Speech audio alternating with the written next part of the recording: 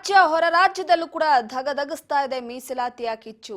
ಆಡಳಿತ ಮತ್ತು ವಿಪಕ್ಷಗಳ ಮಧ್ಯೆ ಮುಸ್ಲಿಂ ಮೀಸಲಾತಿಯ ವಿಚಾರಕ್ಕೆ ಸಂಬಂಧಪಟ್ಟಂತೆ ಫೈಟ್ ನಡೀತಾ ಇದೆ. ಈಗ ಪ್ರಮುಖವಾಗಿ ಮುಸ್ಲಿಂ ಮೀಸಲಾತಿ ಸಂವಿಧಾನ ಬದಲಾವಣೆಯ ಹೇಳಿಕೆ ಎನ್ನುವ ಮುಖಾಂತರವಾಗಿ ರಾಜ್ಯಸಭೆಯಲ್ಲೂ ಬಿಜೆಪಿ ಸದಸ್ಯರಿಂದ ಗದ್ದಲ ಆಕ್ರೋಶವನ್ನ ವ್ಯಕ್ತಪಡಿಸಲಾಗಿತ್ತು. ಸೊ ಈಗ ರಾಜ್ಯ ಹೊರ ರಾಜ್ಯದಲ್ಲೂ ಕೂಡ ಮುಸ್ಲಿಂ ಮೀಸಲಾತಿಯ ಕಿಚ್ಚು ಜೋರಾಗ್ತಾ ಇದೆ.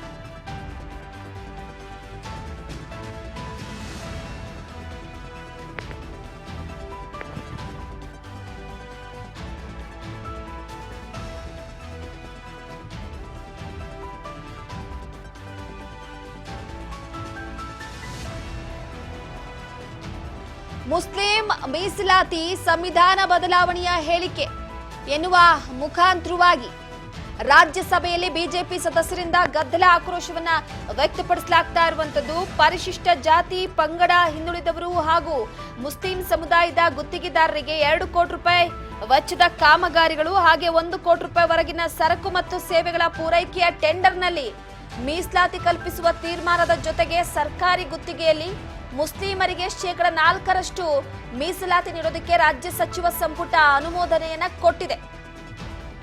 ಇದು ಬಿಜೆಪಿ ಸದಸ್ಯರಿಂದ ಆಕ್ರೋಶ ವ್ಯಕ್ತವಾಗ್ತಾ ಇರುವಂತದ್ದು. ವಿಧಾನಸೌಧದ ಕ್ಯಾಬಿನೆಟ್ ಹಾಲ್ನಲ್ಲಿ ಮುಖ್ಯಮಂತ್ರಿ ಸಿದ್ದರಾಮಯ್ಯನವರ ನೇತೃತ್ವದಲ್ಲಿ ಸಂಪುಟ ಸಭೆಯನ್ನ ನಡೆಸಲಾಗಿತ್ತು. ಸಭೆಯಲ್ಲಿ ಗುತ್ತಿಗೆಯಲ್ಲಿ ಮುಸ್ಲಿಮರಿಗೆ ಮೀಸಲಾತಿ ವಿಚಾರವಾಗಿ ಬಜೆಟ್ನಲ್ಲಿ ಘೋಷಣೆ ಮಾಡದಂತೆ ಸದನಕ್ಕೆ ವಿಧೇಯಕ ತರೋದಕ್ಕೆ ಅನುಮೋದನೆಯನ್ನ ನೀಡಲಾಗಿತ್ತು. ಅಂದ್ರೆ 1 ಕೋಟಿವರೆಗಿನ ಕಾಮಗಾರಿಗಳಿಗೆ ಮುಸ್ಲಿಮರಿಗೆ ಮೀಸಲಾತಿಯನ್ನ ನೀಡೋದು, ಇತರೆ ಹಿಂದುಳಿದ ವರ್ಗಗಳಿಗೆ ಮಾತ್ರ ಇದ್ದ ಕಾಮಗಾರಿ ಮೀಸಲಾತಿಯನ್ನ ಮುಸ್ಲಿಂ ಸಮುದಾಯಕ್ಕೂ ವಿಸ್ತರಿಸಿ ಗುತ್ತಿಗೆ ನೀಡುವ ಅವಕಾಶವನ್ನ ಕೊಡೋದಕ್ಕೆ ನಿರ್ಧಾರವನ್ನ ಮಾಡಲಾಗಿತ್ತು. ಇದು ಈಗ ರಾಜ್ಯ ಹಾಗೆ ಹೊರ ರಾಜ್ಯದಲ್ಲೂ ಕೂಡ ಧಗಧಗಿಸ್ತಾ ಇದೆ. ಅದರ ಜೊತೆಗೆ ರಾಜ್ಯಸಭೆಯಲ್ಲಿ ಬಿಜೆಪಿ ಸದಸ್ಯರಿಂದ ಗದ್ದಲ ಆಕ್ರೋಶವನ್ನ ವ್ಯಕ್ತಪಡಿಸಲಾಗ್ತಾ ಇರುವಂತದ್ದು. ಎಸ್ಸಿ ಎಸ್ಟಿ ಸಮುದಾಯಕ್ಕೆ ಈ ಹಿಂದೆ ಇದ್ದಂತ 1 ಕೋಟಿವರೆಗಿನ ಮೊತ್ತ ವಿಸ್ತರಿಸಿ 2 ಕೋಟಿ ರೂಪಾಯಿವರೆಗೆ ಮೀಸಲಾತಿ ಕಲ್ಪಿಸಲಾಗಿದೆ. ವಿಧೇಯಕವನ್ನ ಇದೇ ಅಧಿವೇಶನದಲ್ಲಿ ಮಂಡಿಸೋದಕ್ಕೆ ಸಚಿವ ಸಂಪುಟ ಅನುಮೋದನೆ ಕೊಟ್ಟಿದೆ. ಸರ್ಕಾರ ಸಿಹಿ ಸುದ್ದಿ ಕೊಟ್ಟಿತ್ತು. ಗ್ರಾಮೀಣ ಭಾಗದಲ್ಲಿ ಈ ಖಾತಾ ನೀಡೋದಕ್ಕೆ ಸಚಿವ ಸಂಪುಟ ಒಪ್ಪಿಗೆಯನ್ನ ಕೊಟ್ಟಿದೆ. ಈ ವಿಧೇಯಕ ಅಂಗೀಕಾರವಾಗಿದ್ರೆ ಗ್ರಾಮೀಣ ಭಾಗದ ನಿವೇಶನಗಳನ್ನ ಕೈಗೊಳ್ಳಲಾಗುತ್ತೆ. ಸೊ ಹೀಗಾಗಿ ಒಂದು ಕಡೆ ರಾಜ್ಯ ಸಭೆಯಲ್ಲೂ ಕೂಡ ಗದ್ದಲ ಕಾಡುವಾಗಿದೆ.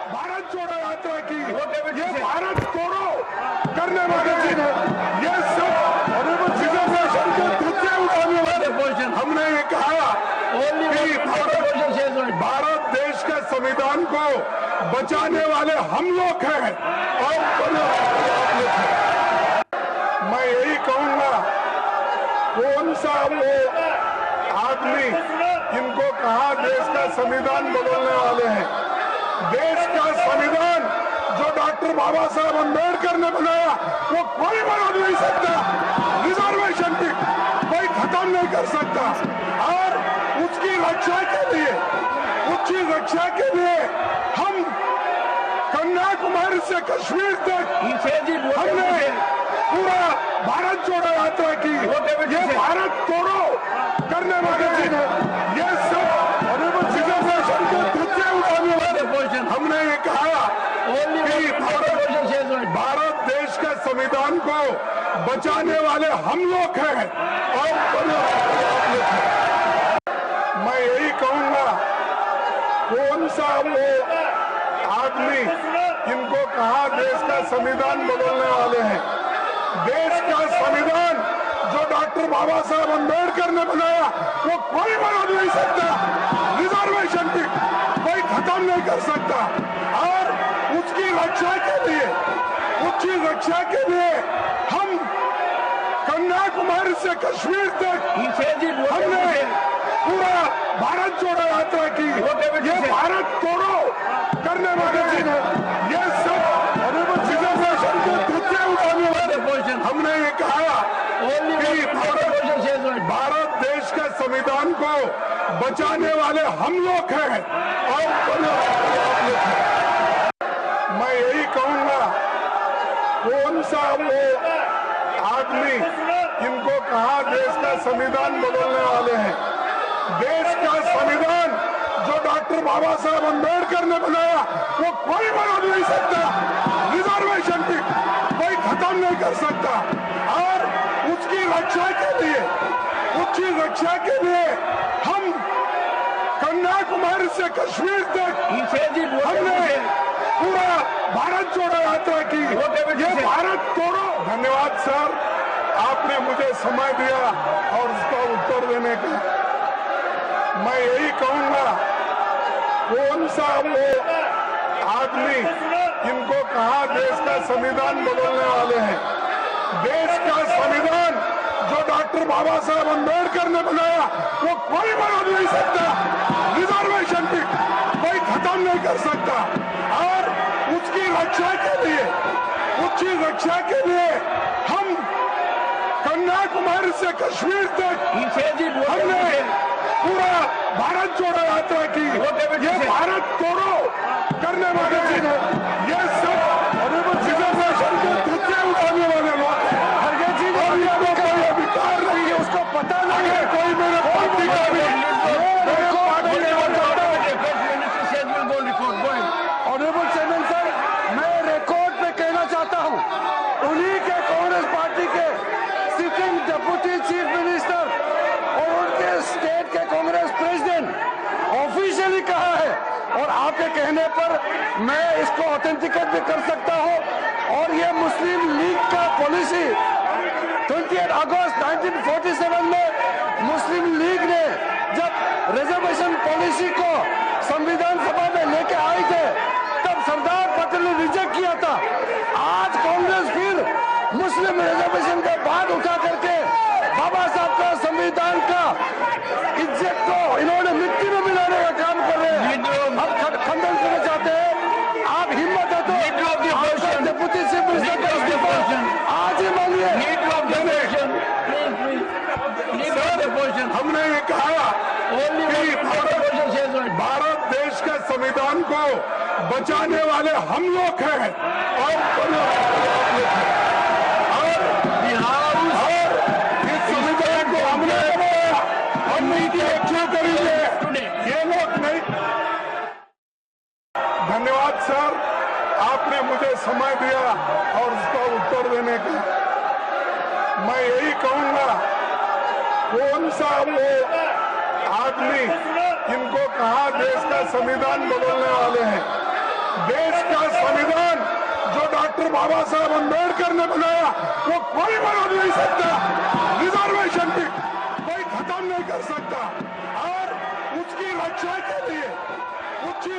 के लिए हम कन्याकुमारी से कश्मीर तक। ಎಸ್ ಒಂದು ಕಡೆ ರಾಜ್ಯಸಭೆಯಲ್ಲಿ ಇದೇ ವಿಚಾರ ಕೂಡ ಗದ್ದಲಕ್ಕೆ ಕಾರಣ ಆಗಿರುವಂತದ್ದು. ಸೊ ಎಲ್ಲ ಒಂದು ಕಡೆ ಇದರ ಕಿಚ್ಚು, ಮೀಸಲಾತಿಯ ಕಿಚ್ಚು. ಯಾಕಂದ್ರೆ ಸಂವಿಧಾನದಲ್ಲಿ ಧರ್ಮದ ಆಧಾರದ ಮೇಲೆ ಮೀಸಲಾತಿ ಕೊಡುವಂತಹ ವಿಚಾರವಾಗಿ ಯಾವುದೇ ರೀತಿ ಅವಕಾಶ ಇಲ್ಲ. ಸೊ ಹಾಗಾಗಿ ಆಡಳಿತ ಮತ್ತು ವಿಪಕ್ಷಗಳ ನಡುವೆ ಮುಸ್ಲಿಂ ಮೀಸಲಾತಿ ವಿಚಾರಕ್ಕೆ ಸಂಬಂಧಪಟ್ಟಂತೆ ಕಿಚ್ಚು ಜೋರಾಗ್ತಾ ಇದೆ. ಸಂವಿಧಾನ ಬದಲಾವಣೆಯ ಹೇಳಿಕೆ ಇದು ಎನ್ನುವ ಮುಖಾಂತರವಾಗಿ ಸದನದಲ್ಲಿ ಗದ್ದಲವನ್ನ ನಡೆಸಲಾಗಿದೆ.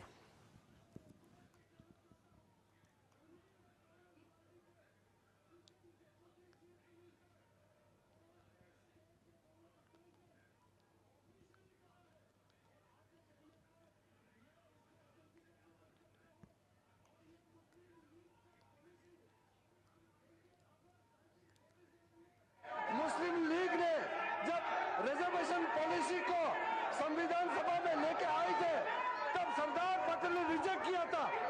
आज कांग्रेस फिर मुस्लिम रिजर्वेशन का बात उठा करके बाबा साहब का संविधान का इज्जत को इन्होंने मिट्टी में मिलाने का काम कर रहे हैं। अब खंडन करना चाहते हैं। आप हिम्मत है तो डिप्टी चीफ मिनिस्टर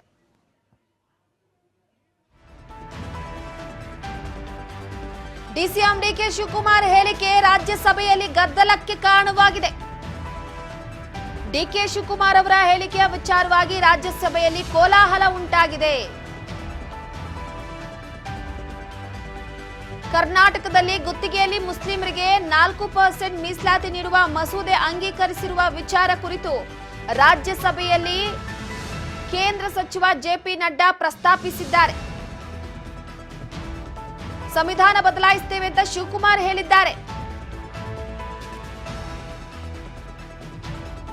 ಈ ವೇಳೆ ಜೆಪಿ ನಡ್ಡಾ ಹೇಳಿಕೆಗೆ ಖರ್ಗೆ ತೀವ್ರ ಆಕ್ಷೇಪ ವ್ಯಕ್ತಪಡಿಸಿರುವಂತದ್ದು. ಕರ್ನಾಟಕದಲ್ಲಿ ಸಂವಿಧಾನ ಉಲ್ಲಂಘಿಸಿ ಮಸೂದೆಯನ್ನ ಜಾರಿ ಮಾಡಿದ್ದಾರೆ, ಸಂವಿಧಾನ ಬದಲಾಯಿಸುತ್ತೇವೆ ಅಂತ ಡಿಕೆ ಶಿವಕುಮಾರ್ ಅವರು ಹೇಳಿದ್ದಾರೆ ಅಂತ ಹೇಳಿದ ತಕ್ಷಣ ಈ ವೇಳೆ ಜೆಪಿ ನಡ್ಡಾ ಅವರ ಹೇಳಿಕೆಗೆ ತೀವ್ರ ಆಕ್ಷೇಪವನ್ನ ಮಲ್ಲಿಕಾರ್ಜುನ ಖರ್ಗೆ ಅವರು ವ್ಯಕ್ತಪಡಿಸಿದ್ದಾರೆ. ಸಂವಿಧಾನವನ್ನ ಯಾರೂ ಬದಲಾಯಿಸೋದಕ್ಕೆ ಸಾಧ್ಯವಿಲ್ಲ, ಅಂದು ಸಂವಿಧಾನ ಬದಲಾಯಿಸಲಾಗುವುದು ಎಂದಿದ್ದವರು ಇಂದು ಅವರೇ ಇಲ್ಲಿ ಗಲಾಟೆ ಮಾಡ್ತಾ ಇದ್ದಾರೆ. ಅಂಬೇಡ್ಕರ್ ನೀಡಿರುವ ಮೀಸಲಾತಿ ಬದಲಾಯಿಸುವುದಕ್ಕೆ ಯಾರಿಂದನೂ ಸಾಧ್ಯವಿಲ್ಲ. ಸಂವಿಧಾನ ರಕ್ಷಣೆಗೆ ಕಾಂಗ್ರೆಸ್ ಭಾರತ್ ಜೋಡೋ ಯಾತ್ರೆ ಮಾಡಿತ್ತು, ಬಿಜೆಪಿ ಭಾರತ್ ತೋಡೋ ಮಾಡ್ತಾ ಇದೆ ಅಂತ ಕಿಡಿಕಾರಿದ್ದಾರೆ. ಸೊ ಮಲ್ಲಿಕಾರ್ಜುನ್ ಖರ್ಗೆ ಮಾತಿಗೆ ಆಡಳಿತ ಪಕ್ಷಗಳ ಸದಸ್ಯರು ತೀವ್ರ ಆಕ್ಷೇಪವನ್ನ ವ್ಯಕ್ತಪಡಿಸಿದ್ದಾರೆ. ಈ ವೇಳೆ ಮಾತಿನ ಚಕಮಕಿ ನಡೆದು ವಾಗ್ವಾದ ನಡೆದು ಗದ್ದಲ ಕೂಡ ಉಂಟಾಗಿದೆ.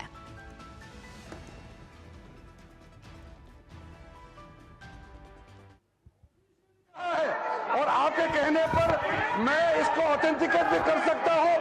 और ये मुस्लिम लीग का पॉलिसी 28 अगस्त 1947 में मुस्लिम लीग ने जब रिजर्वेशन पॉलिसी को संविधान सभा में लेके आए थे तब सरदार पटेल ने रिजेक्ट किया था।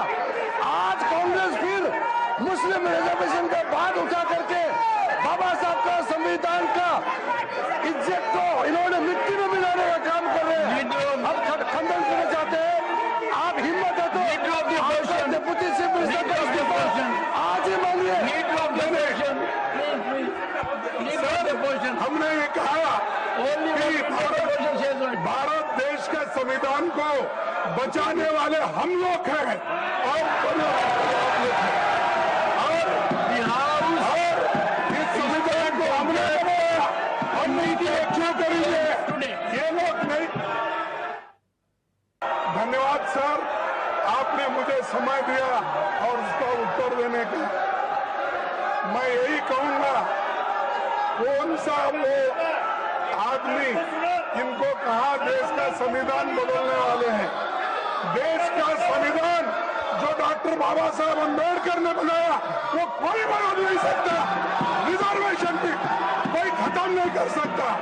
और उसकी रक्षा के लिए ಸಂವಿಧಾನವನ್ನ ಬದಲಾಯಿಸ್ತೀವಿ ಅಂತ ಹೇಳಿದವರೇ ಇವತ್ತು ಸಂವಿಧಾನದ ವಿಚಾರವಾಗಿ ಮಾತನಾಡುತ್ತಿದ್ದಾರೆ. ಭಾರತ್ ಜೋಡೋ ನಾವು